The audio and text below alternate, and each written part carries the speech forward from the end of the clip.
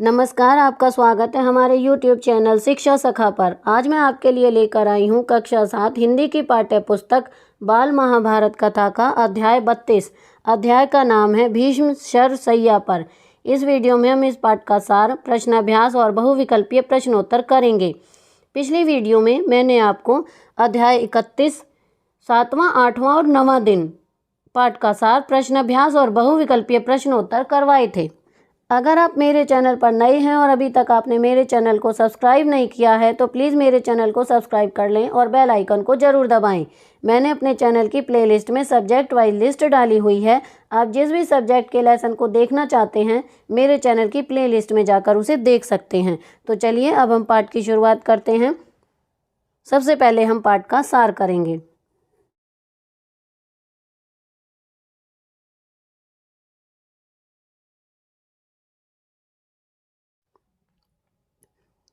दसवें दिन का युद्ध शुरू हुआ।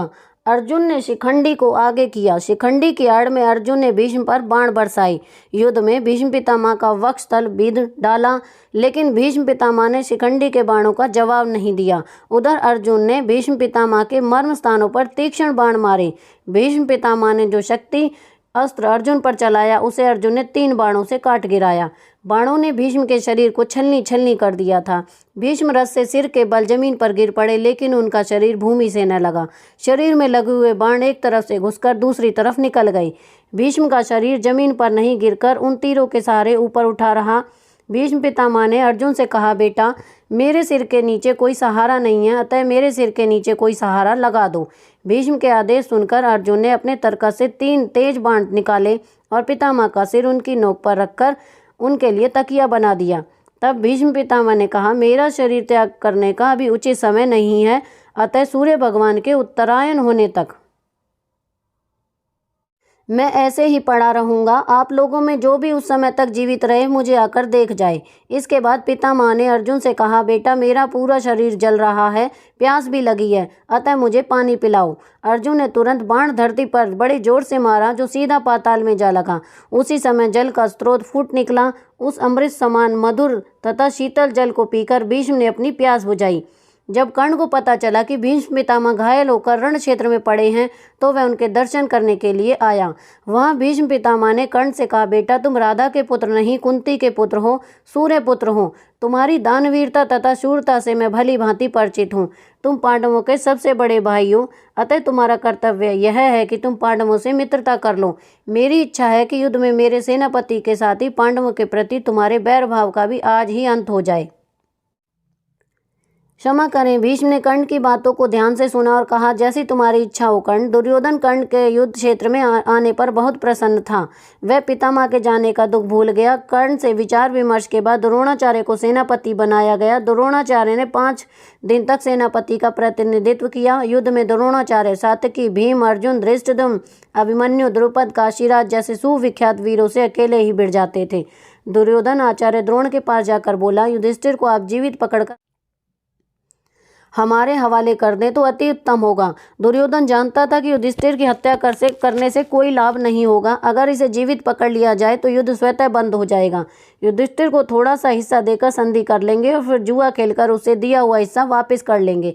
लेकिन जब द्रोणाचार्य को दुर्योधन के असली उद्देश्य का पता चला तो वे उदास हो गए। दुर्योधन का असली चेहरा उनके सामने आया। वे मन ही मन खुश हुए कि युधिष्ठिर का प्राण न लेने का बहाना मिल गया। इधर जब पांडवों को द्रोणाचार्य की प्रतिज्ञा के बारे में पता चला तो वे डर गए। पांडव पक्ष युधिष्ठिर की रक्षा में लग गया। युधिष्ठिर पकड़े गए की आवाज से सारा कुरुक्षेत्र गूंज उठा। इतने में अर्जुन के बाणों से सारा मैदान अंधकार में छा गया और युधिष्ठिर को जीवित पकड़ने का प्रयत्न विफल हो गया। शाम होते होते उस दिन का युद्ध बंद हो गया। पांडव सेना के वीर शान से अपने शिविर को लौट गए। इस तरह 11वें दिन का युद्ध समाप्त हो गया।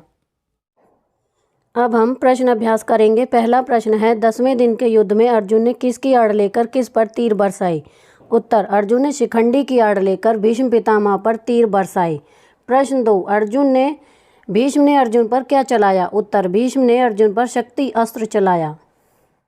प्रश्न 3, भीष्म का शरीर भूमि से क्यों नहीं लगा? उत्तर, भीष्म के सारे शरीर से बाण प्रवेश किए हुए थे, अतः भीष्म का शरीर बाणों पर टिककर भूमि के ऊपर ही अड़ा रहा। प्रश्न 4, अर्जुन ने पितामह भीष्म को पानी कैसे पिलाया? उत्तर, अर्जुन ने पितामह भीष्म को पानी पिलाने के लिए तुरंत धनुष तान कर उनके दाहिने बगल में पृथ्वी पर बड़े जोर से एक तीर मारा। बाण पृथ्वी में प्रवेश कर पाताल में जा लगा और उसी क्षण जल का स्रोत फूट निकला। पितामह ने अमृत के समान मीठा शीतल जल पीकर अपनी प्यास बुझाई। प्रश्न 5, भीष्म ने अपना शरीर कब त्यागा? उत्तर, भीष्म ने शरीर त्यागने का उचित समय सूर्य नारायण के उत्तरायण होने पर था। प्रश्न 6, भीष्म के बाद किसे सेनापति बनाया गया? उत्तर, भीष्म के बाद द्रोणाचार्य को सेनापति बनाया गया। प्रश्न 7, शरशैया पर पड़े भीष्म ने कर्ण से क्या कहा?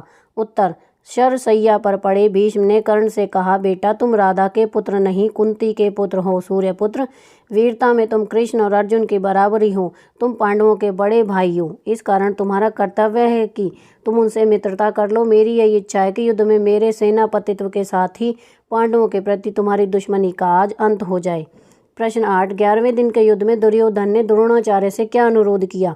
उत्तर, 11वें दिन के युद्ध में दुर्योधन आचार्य के पास जाकर बोला, आचार्य किसी भी तरीके से युधिष्ठिर को जीवित पकड़कर हमारे हवाले कर देना उत्तम होगा। प्रश्न 9, युधिष्ठिर के पकड़े जाने पर अर्जुन ने क्या किया? उत्तर, अर्जुन के हमले के कारण द्रोणाचार्य को पीछे हटना पड़ा। युधिष्ठिर को जीवित पकड़ने का उनका प्रयत्न विफल हो गया और शाम होते होते उस दिन का युद्ध भी बंद हो गया। कौरव सेना में भय छा गया। पांडवों की सेना के योद्धा शान से अपने अपने शिविर को लौट गए। सैन्य समूह के पीछे पीछे चलते हुए कृष्ण और अर्जुन अपने शिविर में आ पहुंचे। इस प्रकार 11वें दिन का युद्ध समाप्त हुआ। अब हम बहुविकल्पीय प्रश्नोत्तर करेंगे। बाण पृथ्वी में घुसकर सीधा पाताल में जा लगा तो उसी क्षण उस स्थान से क्या निकला था? ए शरबत, बी तेल, सी जल, डी तेजाब। इसका सही उत्तर है डी जल। प्रश्न 2, 10वें दिन का युद्ध शुरू होने पर पांडवों ने किसको आगे किया था? ए अर्जुन को, बी भीमसेन को, सी शिखंडी को, डी नकुल को। इसका सही उत्तर है सी शिखंडी को। प्रश्न 3, शिखंडी की आड़ में पितामह पर किसने बाण बरसाने थे? ए अर्जुन, बी भीमसेन, सी कर्ण, डी सहदेव। इसका सही अर्थ है ए अर्जुन। प्रश्न 4, युद्ध के खत्म होने पर पांडव सेना के वीर कहाँ पर लौट चले थे? ए घर, बी शिविर, सी मैदान, डी इनमें से कोई नहीं। इसका सही उत्तर है बी शिविर। प्रश्न 5, धनुष तान कर भीष्म की दाहिनी बगल में पृथ्वी पर बड़े जोर से एक तीर किसने मारा था? ए अर्जुन, बी कर्ण, सी भीमसेन, डी नकुल।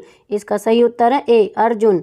प्रश्न 6, पांडव सेना की नाक में किसने दम कर दिया था? ए कर्ण, बी गुरु द्रोणाचार्य, सी अर्जुन, डी दुर्योधन। इसका सही उत्तर है बी गुरु द्रोणाचार्य। प्रश्न 7, अर्जुन ने किस पर शक्ति अस्त्र चलाया था? ए कर्ण, बी गुरु द्रोणाचार्य, सी भीष्म पितामह, डी शकुनी। इसका सही उत्तर है सी भीष्म पितामह। प्रश्न 8, किसके गांडी से बाणों की अविरल बौछार छूट रही थी? ए कर्ण, बी अर्जुन, सी भीम, डी युधिष्ठिर। इसका सही उत्तर है बी अर्जुन। प्रश्न 9, शूरता में कौन श्री कृष्ण व अर्जुन की बराबरी कर सकता था? ए भीमसेन, बी कर्ण, सी अभिमन्यु, डी दुर्योधन। इसका सही उत्तर है बी कर्ण। प्रश्न 10, गुरु द्रोणाचार्य ने कितने दिनों तक कौरव की सेना का संचालन करते हुए युद्ध किया था? ए 5, बी 4, सी 3, डी 2। इसका सही उत्तर है ए 5। प्रश्न 11, किसके 1000 चेष्टा करने पर गुरु द्रोण नहीं रुक पाए थे? ए अर्जुन, बी भीमसेन, सी धृष्टद्युम्न, डी द्रुपद। इसका सही उत्तर है सी धृष्टद्युम्न। प्रश्न 12, दुर्योधन ने युधिष्ठिर को जीवित पकड़कर लाने का अनुरोध किससे किया था? ए कर्ण, बी गुरु द्रोणाचार्य, सी भीम, डी अर्जुन। इसका सही उत्तर है बी गुरु द्रोणाचार्य। तो यहाँ पर हमारा अध्याय 32 का अभ्यास का कार्य पूरा हो गया है। अगली वीडियो में मैं आपको अध्याय 33 12वां दिन पाठ का सार, प्रश्न अभ्यास और बहुविकल्पीय प्रश्नोत्तर करवाऊंगी। आपको मेरी ये वीडियो कैसी लगी मुझे कमेंट करके ज़रूर बताएं। मेरी वीडियो को लाइक करें, शेयर करें और चैनल को सब्सक्राइब करना ना भूलें। Thank you.